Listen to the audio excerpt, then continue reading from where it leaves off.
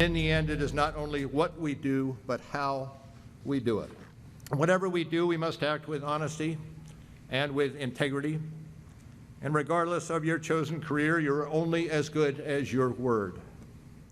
Only as good as your word. We're going to talk about that in a second. That's former FBI Director Robert Mueller.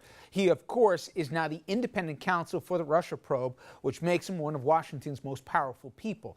He's also, by every account, a straight arrow whose integrity has never been called into question. Now, you're going to be seeing a lot of these four guys over the next several months, and they're hardly alone. Fired National Security Advisor Michael Flynn, Trump's son-in-law and senior advisor Jared Kushner, Trump lawyer and confidant Michael Cohen, and former Trump campaign advisor Boris Epshteyn. And again, guys, these are just the hors d'oeuvres of what we're going to get. You can also talk a lot about a ton more people, including these two, former campaign manager Paul Manafort, former advisor Roger Stone. But for this conversation, we're going to focus on the four that I mentioned for now because they seem to be the first four in the barrel. Let's start with Flynn.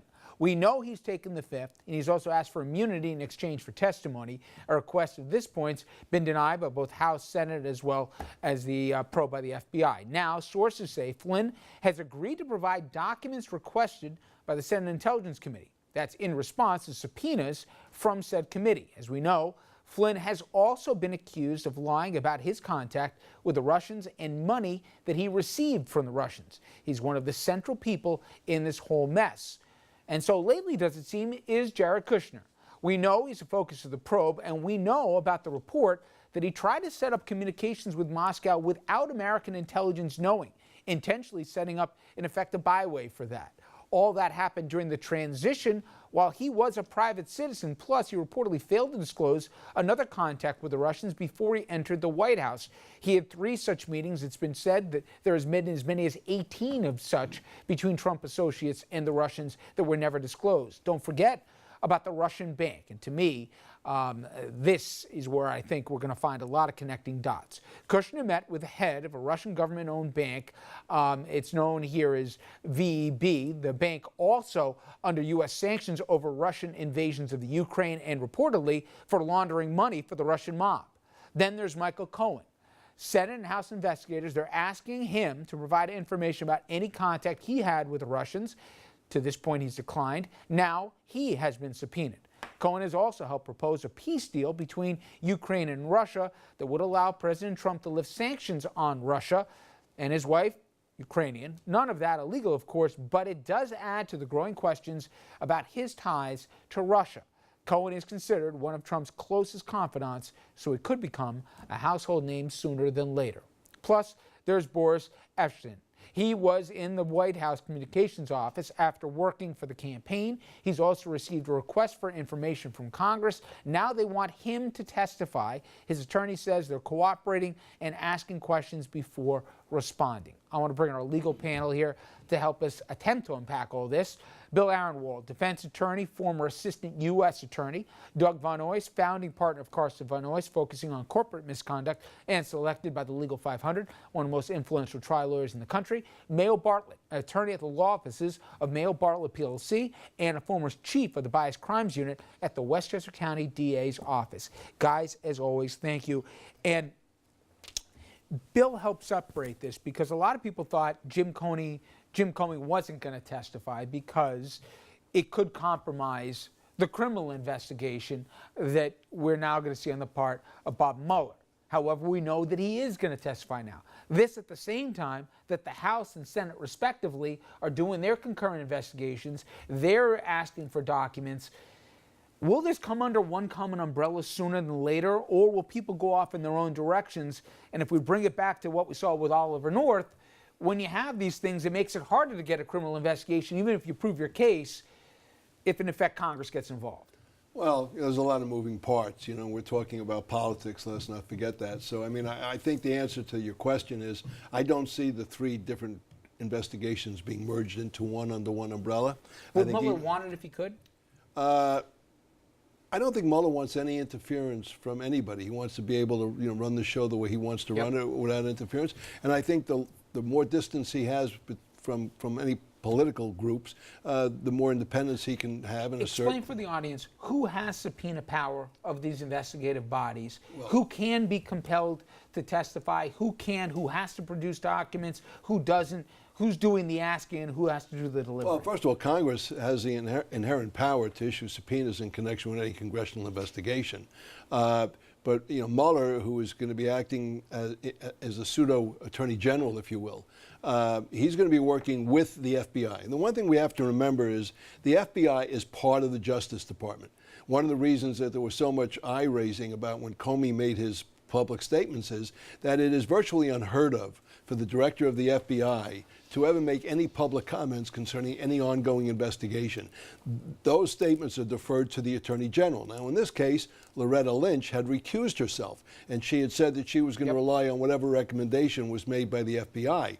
Nonetheless, it was highly irregular for Comey to make any public statements at all. But the fact remains is that Comey is the investigator, was the investigator. That's what the FBI does. They don't get to make the prosecutorial decisions. That's made by the U.S. Attorney General or subordinates, U.S. attorneys in various districts. So Mueller is going to basically have full authority. But again, when you issue a subpoena, you're issuing a subpoena that is returnable before a grand jury or before a court. There's no such thing as an office subpoena. The Attorney General or the U.S. Attorney cannot issue a subpoena requiring you, me, or anyone else to come into their office to answer questions. Once you come in under a grand jury subpoena or a court subpoena, you have a Fifth Amendment right not to answer. If you're subpoenaed by Congress, you still have a Fifth Amendment right. In the case of Flynn producing documents, the Fifth Amendment doesn't always apply when you're asking to produce documents. Notice, Flynn is not saying he's going to testify. He's just going to produce documents.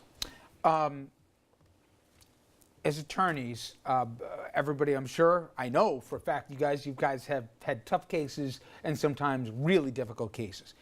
Sometimes they're made more difficult by bad clients or clients that don't take direction very well. Donald Trump's own words have put him in a pickle, forget about just politically, even potentially with this particular investigation, especially when it comes to things like the Muslim ban that the courts are blocking. We know those words have harmed him there. Could it also happen with a Russian probe? Now, as a reminder, listen to what he did when he sat down with NBC's Lester Holt and how he contradicted the White House's own series of statements about the reason why then FBI Director Mr. Comey was in fact fired. Regardless of recommendation, I was going to fire Comey, knowing there was no good time to do it. When I did this now, I said, I probably, maybe will confuse people. When I decided to just do it, I said to myself, I said, you know, this Russia thing with Trump and Russia is a made-up story. It's an excuse by the Democrats for having lost an election. Okay, remember everybody, leading up to that, his spokespeople, his office, he even had Rosenstein, the acting AG or deputy AG coming in, and they all gave rationales, or at least it was argued some of their rationales were this was strictly because Comey had lost the confidence of both the Bureau and the American public, nothing to do with Russia.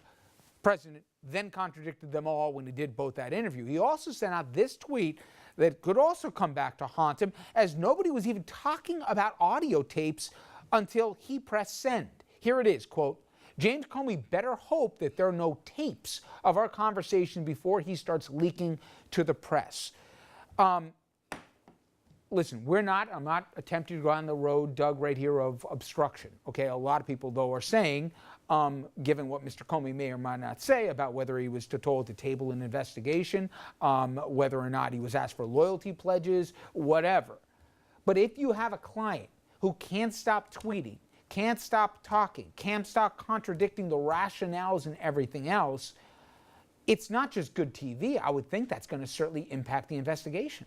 Of course it is. If you're hired as a lawyer and your client is not accepting your advice as a lawyer to think carefully before speaking, you as a lawyer have to kind of consider, why am I representing this person if they're going to do what they want to do? But I think with this case, everybody's looking at what Trump is saying and they're trying to parse out and find meaning behind it. He speaks a lot, and he's often on both sides of things. I don't know if you can really put much faith in what he says at this point. Well, he did say one thing very notable in the last 24 hours, which is, not in effect, literally, Comey and Clapper lied to Congress. Now, they testified under oath. That's a federal crime that you guys know better than me. And first of all, it's going to come down, Mayo, to who do you trust? The commander-in-chief is saying that the then FBI director and also the former national security advisor, or director of national, that they lied under oath. Now Comey's going to come with not one, reportedly, but 4 different memos. And it's going to come down to a credibility test. Do you trust the president who says they're all lying, or do you trust Comey, who's going to produce apparently documents that he took, and he apparently isn't the only one. You've dealt with FBI agents. They take notes after meetings, so it's fresh. He also reportedly showed these notes to other members before he was fired. So that, as they say, is going to be compelling, I would think, TV. And I don't think it would necessarily compromise the criminal investigation if, in fact, he was just talking about what led up in his conversations with the president, right? Well, you can limit Comey's testimony and you can tailor it very specifically to what you're trying to get to. But Doug brought up a great point that President Trump says lots of different things and he's on both sides of issues quite often.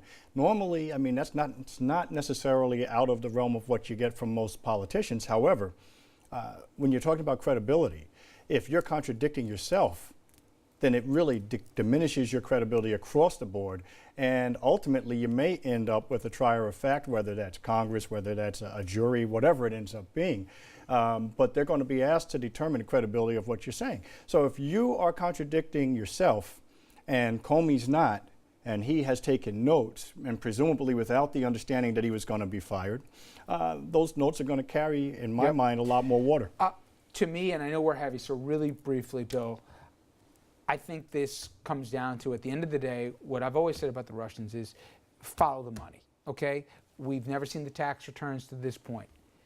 Mueller and that Russian bank, and people can do their own reading on it in their own time, but there was at least 3 different Trump properties that were financed in part through this bank. We still don't know where AC was bailed out from. People have always had longstanding questions about this. Some of the own words from both Eric and Donnie Jr. and all the rest. The bank was sanctioned for a reason, okay? Do you see it plausible, if not even probable, at some point in the investigation, not only will Mueller get the financial records to follow this, but would he get the tax returns of the president here? Because it would be, I think, applicable, if not critical, to the investigation. Well, I think he could certainly subpoena the president's tax returns. It's been made clear by the Commissioner of Internal Revenue Service that the fact that you're under audit does not mean your tax returns. We don't even know if be the released. audit's been completed yet. Well, we don't know that, but let's assume it hasn't. The Commissioner of Internal Revenue Service has said, look, we conduct an audit. We're forbidden by law to release anybody's tax returns, even if there is no audit. But the president certainly has the right, if it's his tax return, to release them anytime he wants, and he does not violate any federal law by doing so. So the answer to your question is yes. I would also say that if Trump wants a credibility contest with Comey, Trump should pack his bags because he will lose hands down. And on that note, coming up next, we will pivot to an issue I got a lot of questions on, and one of our guests can certainly bring some real-life experience in terms of a recent case around here that may or may not have applicability. Tiger Woods. We now know he wasn't drinking. He was using a cocktail of prescription drugs when he was arrested for DUI. Does it matter, or is impaired impaired?